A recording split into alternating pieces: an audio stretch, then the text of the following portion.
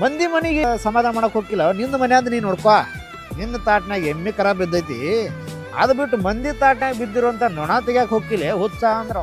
ನಾವು ಏನು ಮಾಡ್ಬೇಕಂದ್ರೆ ಮೊದಲು ನಂಬದು ನಾವು ಸುದ್ದಿರ್ಬೇಕು.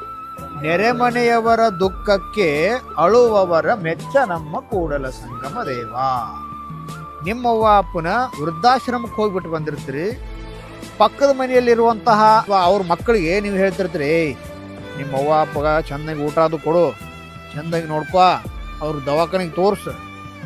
ನಿಮ್ಮವ್ವ ಅಪ್ಪ ಎಲ್ಲರ ನಿಮ್ಮವ್ವ ಅಪ್ಪನ ನಿನಗೆ ಸಾಕೋದಾಗಲಾರ್ದ ಹೋಗಿ ವೃದ್ಧಾಶ್ರಮದಾಗ ಇಟ್ಟು ಬಂದು ಪಕ್ಕದ ಮನೆ ಅವ ಹೆಂಗ ನೋಡ್ಕೊತಿರ್ತಾನೆ ಸಾಧ್ಯ ಆದಷ್ಟವ ಅವಾಗ ನೀನು ಚೆಂದಾಗಿ ನಿಮ್ಮ ಅಪ್ಪ ನೋಡ್ಕೊ, ನೀನು ಭಾಳ ಕಷ್ಟಪಟ್ಟು ಬೆಳೆಸ್ಯಾರ ಅವರು, ಅವ್ರಿಗೆ ಕಷ್ಟ ಕೊಡಬೇಡ, ಮಂದಿಗೆ ಉಪದೇಶ ಮಾಡು. ಸರಿ, ತನ್ನ ತಾಟ್ನ್ಯಾಗ ಎಮ್ಮೆ ಕರ ಬಿದ್ದರು ಮಂದಿ ತಾಟ್ನ್ಯಾಗ ನನ ತೆಗೆದ ಪರಿಸ್ಥಿತಿ ಇಲ್ಲ.